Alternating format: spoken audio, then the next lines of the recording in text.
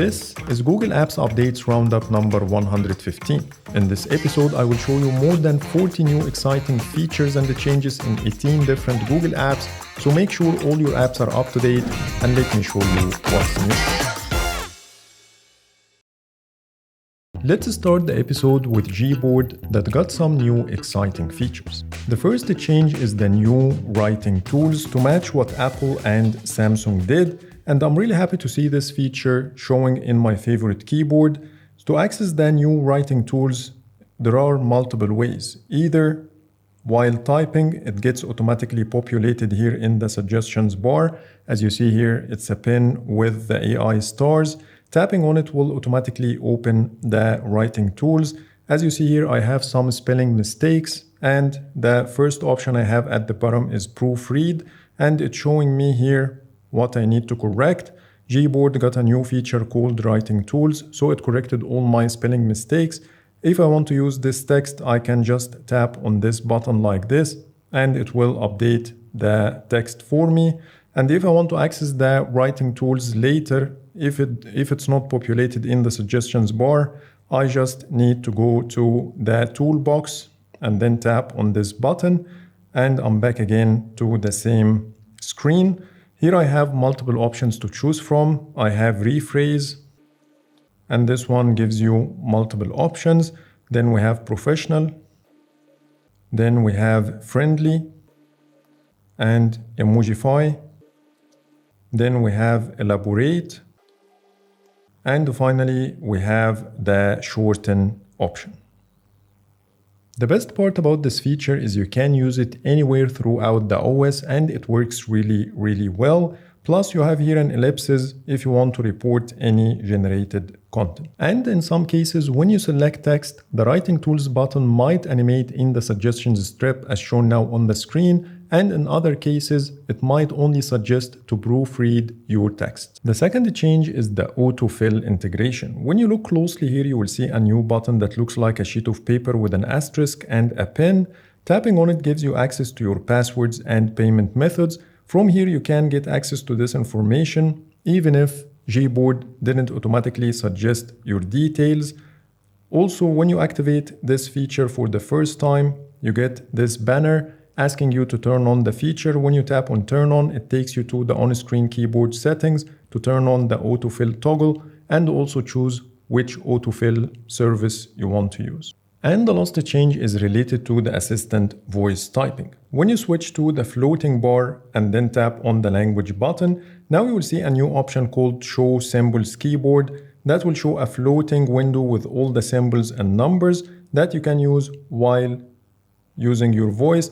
And once you stop typing, it will automatically revert back to the voice typing as shown now on the screen. Plus, you can place this window anywhere you want by using this handle and close it using the X at the top left corner. And when you tap on the microphone, it will start and stop the assistant voice typing. Now this chapter is done, but have you ever wondered how I keep track of all the new features and the changes I share with you? The answer is simple.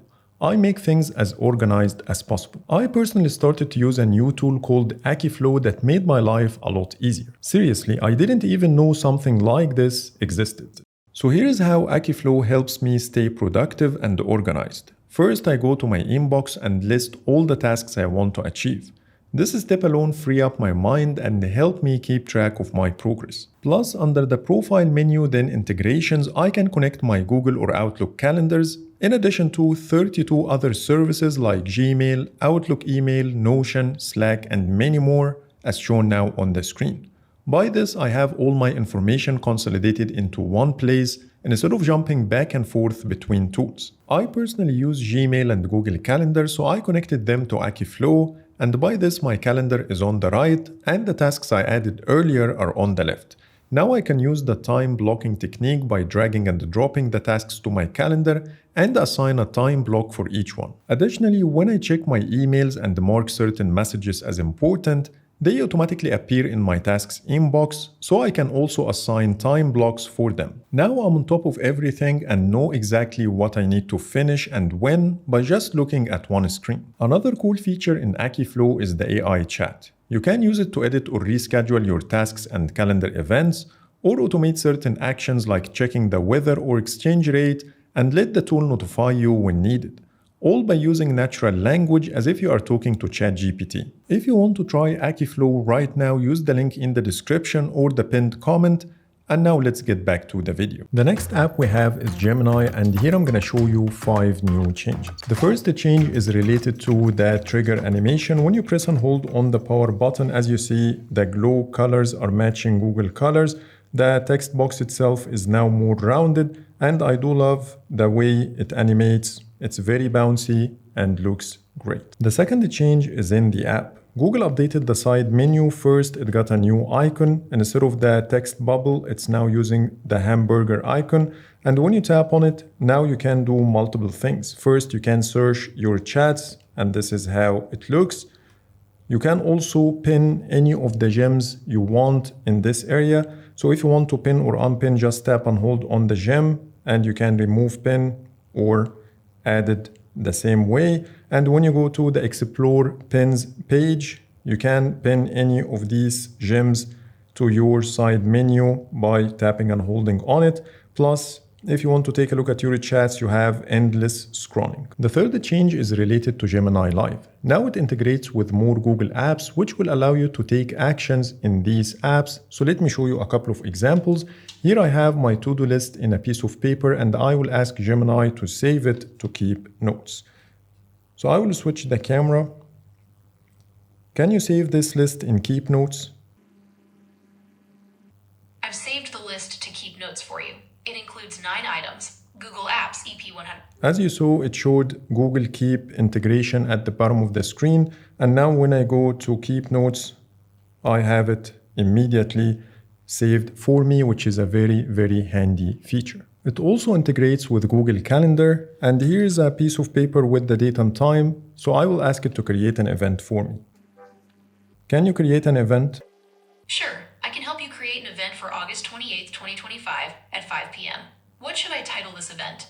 Important meeting. I've created an event called Important Meeting for you on Thursday, August 28th, 2025 from 5. So when I go to my calendar on the 28th, you will see here the event created. It also works with Google Tasks and Maps, and expected to support Google Phone and Messages, but I didn't get this integration just yet. Change number 4 is related to the widget. You will notice here it got a slightly different design. The top corners are now more rounded to be in line with the text box, while the bottom corners are more squared off to match the buttons. And when you make it smaller, you will see the same thing. The side next to the Ask Gemini button is more rounded than the other side. Also, you will notice here that the Ask Gemini text box now uses a different color, while the previous widget used to have one color for everything. And lastly, once I connected my Pixel Buds to the phone, I got this page popping on the screen giving me 2 options. The first one is called Only Require One Unlock. After your earbuds connect to an unlocked device, you can talk to Gemini without unlocking again.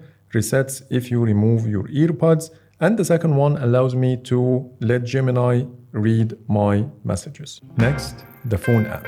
And here I'm going to show you 4 new changes. The most exciting change in the phone app is the new calling card feature.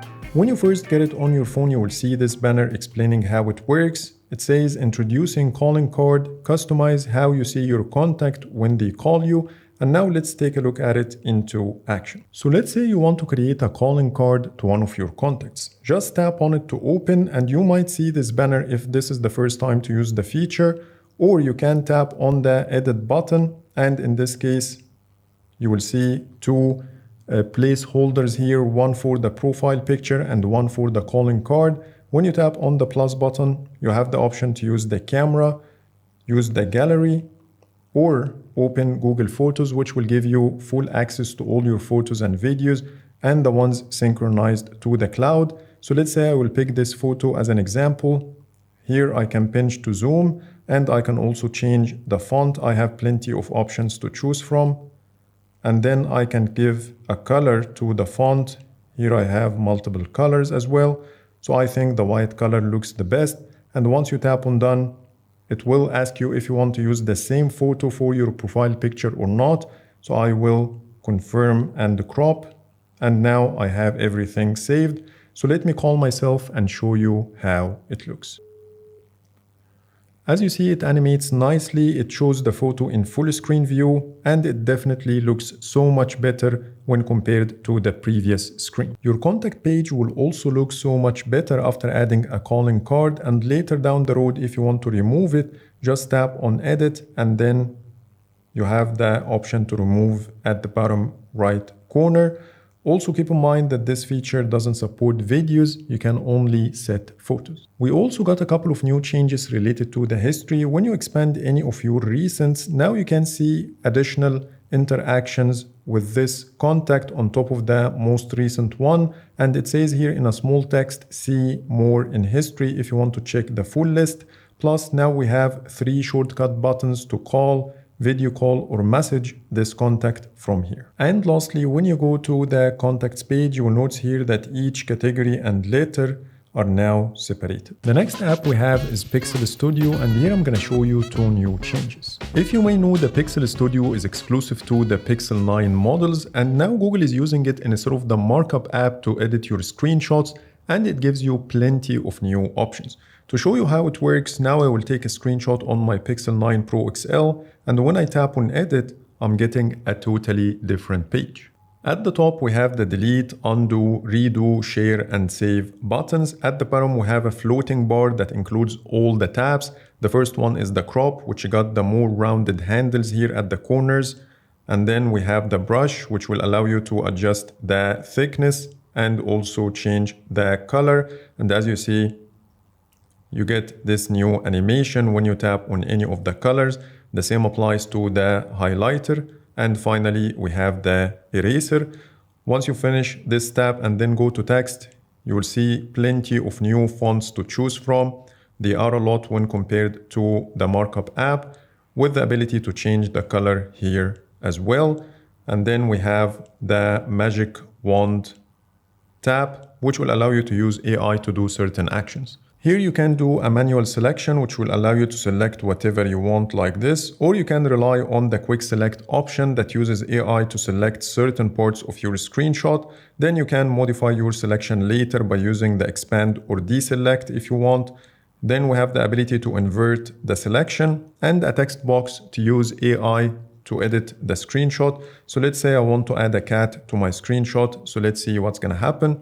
At the bottom, you will see the progress with Material You animations at the bottom. And once done, you will see the results. And then you can give feedback using the thumbs up and thumbs down, or you can regenerate something else. Once you're happy with the results, you can tap on the tick sign. Then we have the stickers option, which will allow you to add stickers from your Pixel Studio app or generate new ones. And lastly, we have something similar to the magic eraser, which will allow you to erase stuff from your screenshot and use generative AI to fill the background. Then tap on erase and let's see what's gonna happen. So I want to remove all the icons from my home screen. So let's see how it will achieve this. Let's remove this part as well. So it works pretty much the same as the magic eraser, but for your screenshots. Not only this, but now you can get access to Pixel Studio from your Google Photos. So for example, when I open this screenshot and then tap on edit, go to the more tab, now I have the Pixel Studio option instead of the markup, which will take me right away to the same page. Next, we have Google Calendar that got the Material 3 Expressive redesign. The first change is the Material 3 Expressive redesign. When you open the app, you will notice here that the font is bolder, the current day is highlighted with a pill, and when you expand the filters at the top, you see the currently selected month highlighted with a pill, while the rest of the options are rounded rectangles. Also, when you take a look here at the widget, you will see the plus button is smaller and has a pill design instead of the rounded squares like before. And here's the difference between the two. Also, the arrows at the top are smaller to give more space for the days. And the same applies to the calendar app on Wear OS. When you open the calendar tile, you see much bigger font, and the calendar button is now in line with the watch shape. Tapping on it will reveal the app, and then you will see bigger buttons, which makes it easier to interact with the app. The next app we have is Gmail, and here I'm gonna show you 5 new changes. After the first iteration of Material 3 Expressive, Google pushed further design tweaks to the app, and the first one you will see is in the main page. When you take a look at the top bar, you will notice that the hamburger menu and the profile menu are now separated. The search bar is thicker, and the Gemini button is inside the search container instead of showing on the far right. To me, this new design looks so much better. And also when you tap on the search, it got a nicer animation in comparison. Another minor tweak I noticed is when you tap on the search bar, you no longer see the compose button like before. And when you search for something, you will see a Material U progress bar. When you go inside the message, you will see further design tweaks. The reply, forward, and the emoji buttons now have a fill color. The automatically generated replies are now labeled under a new section called Suggestions, and it has a glyph icon that looks like an arrow with the AI star on top of it. Also, when you reply to the message, you will see the same section labeled unlike before. Last but not least, now you can mark your email messages as read from the notifications shade, which is a very nice feature. The next app we have is Google Chrome, and here I'm gonna show you 5 new changes. The first change is related to the tab groups. If you have any web page open and then go to the overflow menu, you will see a new option called Add to Tab Group. When you click on it, it will show you an overlay card at the bottom of the screen with the currently available groups, or you can create a new one immediately from here, then give it a name and color, and it will be automatically created. You can achieve the same thing by tapping and holding on the tabs button, and you will see it as the last option over here. The rest of the changes are related to the password manager. So when you go to settings and then choose Google Password Manager, you will see a redesigned page that supports Material 3 Expressive. Here you have the search bar, the profile menu, and the app icon. When you tap on the search, as you see, it got a new animation. Here at the top, you have some filters. You can filter by passwords, passkeys, and network devices. On top of this, the Add Password button got a Material U shape around the icon. And when you go to the app settings, you will see a brand new option here called Automatically Create a Passkey to Sign in Faster. The description says allow sites and apps to upgrade existing accounts to use passkeys. Last but not least, if you don't want to use the Google Password Manager through Google Chrome, now you can download it as a standalone app from the Google Play Store. And here's the app listing. When you install it, it will take you to the same exact page, no difference. But instead of opening Google Chrome first, you will see the app icon on your home screen. And this is how it looks. The next app we have is Keep Notes, and here I'm gonna show you 2 new changes. Besides the Material 3 Expressive redesign I already covered in one of my previous videos, we got further tweaks in the app with the latest update. The first one is the new sort button inside the search bar. Tapping on it reveals a card at the bottom of the screen to sort your notes by date created, date modified, or custom. When you choose any of the other options, the icon changes and gets fill color around it, and one of the arrows becomes highlighted, and this is the same for the date modified. Once you get back to custom, the icon gets back to normal. And I think Google added more backgrounds under the styling menu that I've never seen before. So let me go through the whole collection to show you what you get. Next, we have Google App, and here I'm gonna show you 2 new changes. The first change is under the Discover feed. Now when you scroll down and then scroll back up, you will see a new arrow at the bottom right corner that takes you back to the top of the page. And when you open the app and then try to play any of the suggested YouTube videos, you will see this button at the top right corner saying YouTube with an arrow pointing towards the top right corner, indicating that this button will take you to the relevant app. But this is not the case when you do the same from your home screen. Now let's talk about the calculator app that got the Material 3 Expressive redesign, and this is how it looks. First, Google is using a totally different font as shown now on the screen. We no longer see some of the expressions in this area, but everything is now hidden under this menu. plus the expand arrow looks different as well. We no longer have a handle here in the middle to reveal the history, but it got replaced with a button at the top left corner, but you still can use the swipe down gesture to access your history. Also, the overlay menu looks different now and each item has its own icon, plus the history button got replaced with clear history. So previously the history button just swipes down like this, but now you have the option to clear your history if you want. It's also worth mentioning that the digits no longer change their shape when you tap on them like before, but they remain circular. By the way, if you like any of the wallpapers you see in this video, they are now available in the Wallpapers by In-Depth Tech Reviews app, and here are the latest additions. Plus, now you have the ability to download these wallpapers locally on device to apply the Android 16 wallpaper effects on them.